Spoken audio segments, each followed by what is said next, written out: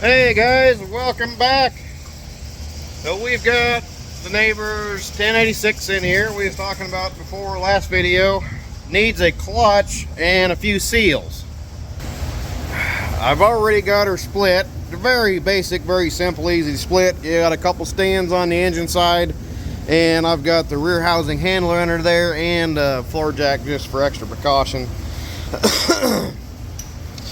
Taking a look at everything, I pulled the flywheel and pressure plate out. Excuse me, just the pressure plate and disc. Look at that needle bearing right there, or the pilot bearing. That guy is completely junk. Look at that. The little cage has come apart. The balls are all flopping around in there. She's done just a little bit of knurling on the end of the shaft. Not a major deal. Not a major deal. But look at the splines on that IPTO. Can you see those? Boy, those guys are just about half worn in two. Now his main complaint was the clutch was occasionally slipping. Let me turn that guy back off. Boy, these little headlights are just handy as shit. I'm really glad I've got those. Anyway, his complaint was, this is his baling tractor, and he's got some pretty significant hills like we do. His complaint was that most of the time the tractor does pretty well. He brought it down last year and we adjusted the clutch up, but still yet sometimes the clutch kind of feels like maybe it's kind of slipping. Anyway, he'd parked the dang tractor and you'd notice within about 5 minutes that she's got a big puddle of oil right underneath of that clutch housing. And I noticed it just as quick as we brought it in here too. We had pretty good sized puddle right underneath the clutch housing. So that tells me for sure that those seals right there around that IPTO shaft are leaking. It's leaking transmission fluid into the clutch housing. That in turn is super soaking the clutch housing, super soaking the clutch. Take a look at his disc. There is a lot of life left in those pads. A lot of life. I don't think the clutch was even close to being out. But you can hear that. The little springs and stuff inside there, some of them are broke. You can see this one right here is flopping around. They should not do that. They should be all positioned in one spot, expanded, and that kind of gives you a little bit of a cushion when you engage the clutch. Kind of doesn't just slam into place. It kind of just, you know, softly engages.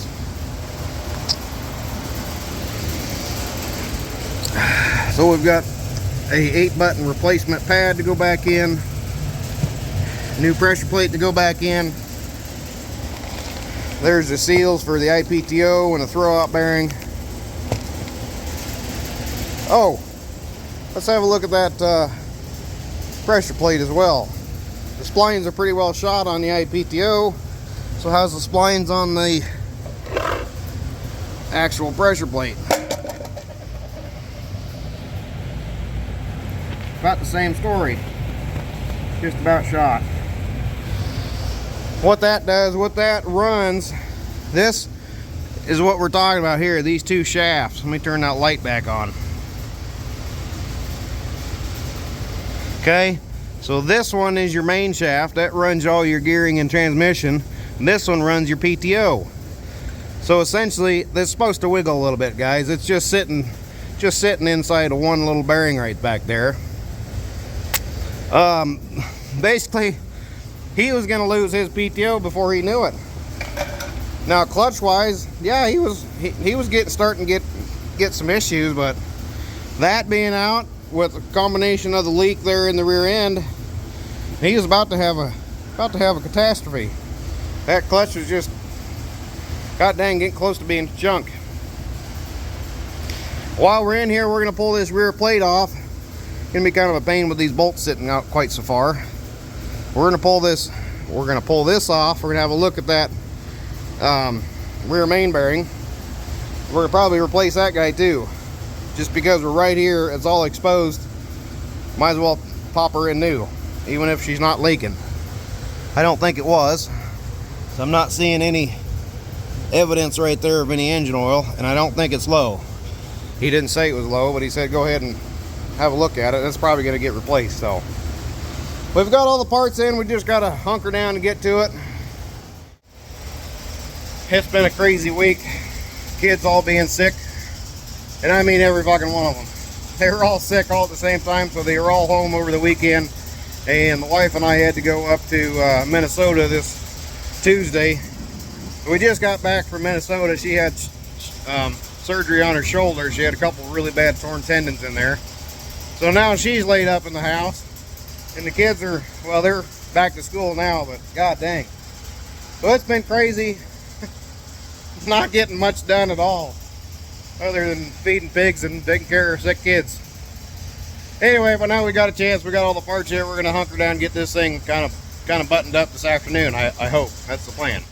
If you're at the rear main part of your journey and you're trying to figure out how to get these wear sleeves off, they usually need replaced, and they do come with the new sleeve. But as you can see through there, that's a definite groove from just the seal. This one probably, I don't know if it was leaking, but it was getting real close to if it wasn't. So those wear sleeves, they just sit up, you know, they sit on the crank just like that. If you're wondering how to get them guys off, let me show you what I do. Let's pretend that's sitting on there still, like so. Okay, now I take a point chisel, can you see that guy? Let me get it up here. And I slice the end. See, there's how she's sliced. I just grind just the end of it so that she's kind of a ramp, okay? And obviously that's not sitting where it usually is. It's usually sitting back up on there. And I put that slice side right against the crank like that. And I take the hammer and I drive that puppy in there a little ways. Oops, now I dropped it. And what you'll end up with is something like that. Now, not cut, but it'll be domed up. Now then, once I get it domed in there a little ways, she's expanded. Sometimes that'll be enough. All you got to do is drive in there and it'll bubble up, expanding it just a little bit, and you can pop them off. This one had decided it wanted to push the sleeve in, so I just took a nice sharpened chisel and I started slicing right across the top of that guy, and it's not ripped clear in two, but it sliced back there far enough that she became loose. And then I expanded it just a little bit more with that little chisel, or that soft point. Yeah, and then you just go in with a pry bar or a small screwdriver and just work it off. That's all there is to it. That's done. And see the crank, maybe you can't. You see the crank's nice and shiny. I don't think it's ever even had a seal on it. Nice and smooth. And doing that method, we don't affect the crank at all. Right there is where she was when I drove the chisel and the point in there. She's not at all messed up. There we go. And here is our new wear sleeve. When you guys get ready to install the new wear sleeve, it does have a right way and a wrong way. I don't know if you can see that on there or not, but this side towards my thumb is the outside. This side does not have that ramp, okay? So that is the inside. So it needs to go on like that. And that's so as you're installing your sleeve, your little seal lip will slide up over that little ramp and back into its spot. Now, that being said, how do you install that guy, you're wondering? Obviously, that's a pretty tight fit. I've seen guys go ahead and tap them on with a hammer, and when they get tapped on, this little edge will get all sorts of messed up from hammering on it with a hammer, okay? Do not do that. What I like to do is get me a nice, metal backing plate, and I come in with some sort of heat. This time I'm just going to use this little butane torch, and I will just heat up around the inside of that in a nice steady fashion and that will obviously expand that little ring. If you only have a big torch like that one sitting there, go ahead and use it. It's not going to hurt anything either. You don't have to get it cherry hot. And for Pete's sake, have a glove ready. I just realized my glove's not on my hand. Ha! Just like that. I apologize, I slid my glove on, so I put the camera down, but I literally just picked it up with the gloved hand and set her on there. There's absolutely no more I need to do. See how she's recessed in just perfectly? Now if you need to move it a little bit, you're gonna have to do it while she's still warm, because I think it's probably stuck already. Yeah, she's stuck. That cold crank has sealed her. She is done moving. There you go, nothing to it. And for your new seal, the new seal has a little plastic ring that comes with it. This guy, the black one.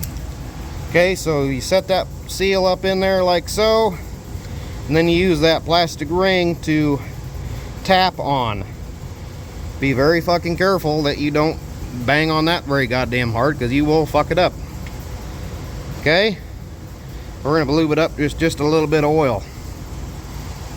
There we go. Okay, try to miss the drips. We got a fuel line that's kind of dripping just a slow little bit. Anyway, now to the throwout bearing, getting into this. Okay, obviously we have to remove the clutch shaft, and it comes out towards the left side of the tractor. Remove your linkages and such are here on the left side, and go around to the right side. I got mine off without moving the battery, but it's a lot easier if you just take the battery and tray and all that stuff out of the way, because you have to reach the C-clip that goes around the end of the shaft. Right there it is. It goes on the, it's on the outside. It's on the outside of the end of the shaft, but it just clips onto there. And there's a little bell crank that goes down to the transmission brake, and it's got a rod on the outside of the transmission. And you have to remove this woodruff key. So you slide that little bell crank off. The woodruff key is sitting in the bottom of the shaft, kind of slightly forward. Now you're ready to rotate this puppy out. Now also there's 2 woodruff keys inside each one of these little arms. So as you start moving this shaft out, them woodruffs will expose themselves, just like that. Now I can fully remove the throwout yoke. We set that down. But we also have to get the rest of this out, because we got to get to that IPTO shaft. So keep bringing that clutch shaft out. I've rotated it, so now I got to get back into the slot for the woodruff to expose it. This one over here is going to start hitting the housing, and as it does, it will pop itself out of that little slot like that. Once it does, just reach in there, usually with a pair of pliers, because that one's pretty tight, and pull them 2 keys out. Both of them. They both have to come out, because the shaft has to be mostly all the way out. And then we'll pop these bolts out, and I'll see you in a minute. Okay, now with our bolts out, just these inner 3. Don't touch the outer ones, because that's the TA, and that's not coming out. Okay, so we're going to pull that out. There should be a big O-ring around the outside, which there is. A seal inside there, which there is. Doesn't look terribly bad. We're going to set that puppy down, and we're going after the IPTO shaft. Pull that guy out. Take her over here to the bench. Okay. Here's our new IPTO shaft. Let's have a look at the splines and kind of compare them. You can see that on there. She's just about worn in 2 compared to the new ones. Holy smokes. Yeah, that's a lot of meat gone off of there. Jeepers. I flip her upside down. Now you can really see the difference. So yeah, this shaft was just about junk. Okay, so we got to put this bearing over on this shaft, because they don't send us a new bearing, because this one's fine. Okay, easiest way to get that off, this little clip sits right there. You just tap on it with the punch and knock her off. Turn the shaft upside down. Give her a few good whacks. And there we have it. Okay. Now we're going to put that shaft right back in there so nothing is turned round.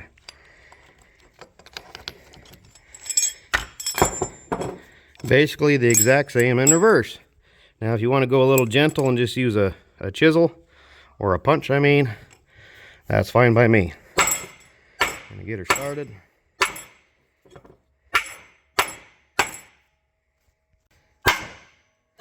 And there we go.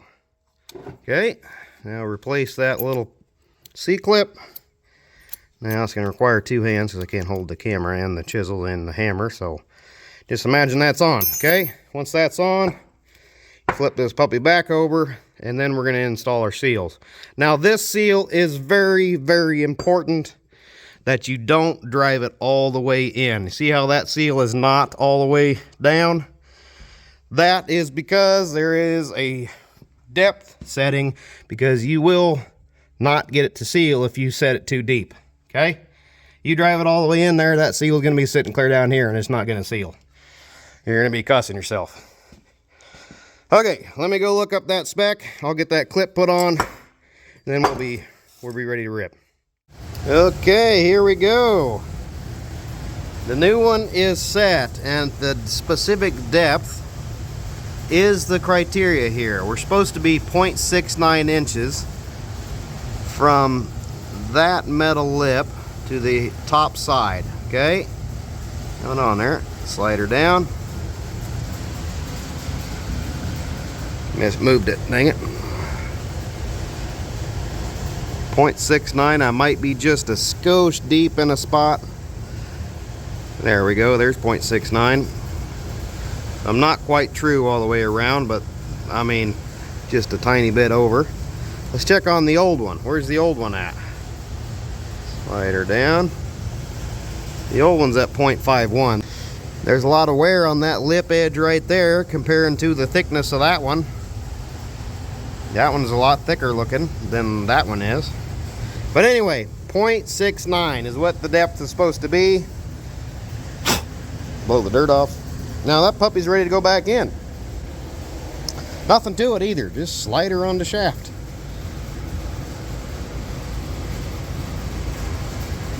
Make sure that we engage with the gears. Come on, there we go, okay. Now, for the new sealed up cover, that notch goes down. See that notch in there right there? Slide her on up into place. Usually takes a good whack with the end of a hammer, but that one slid right up into place. There it is. Perfect. The clutch shaft's back in place. Got the grease zerk in there. Greased it up a little bit. Had to replace the grease zerk on the end of the shaft because it was missing. Everything's buttoned up there. We're ready to mate this puppy back up.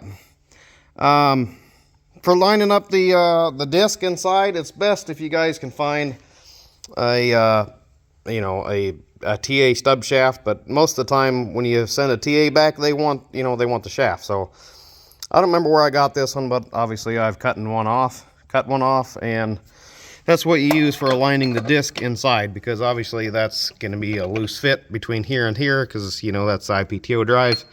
Anyway, that works the best to have one of these. If you don't have a stub shaft off an old TA, I don't know, they might be some at like a part store or something. You can get kind of a universal alignment, but yeah, you have to have some kind of alignment tool because you have two shafts going here. So anyway, we are ready to mate this puppy back together.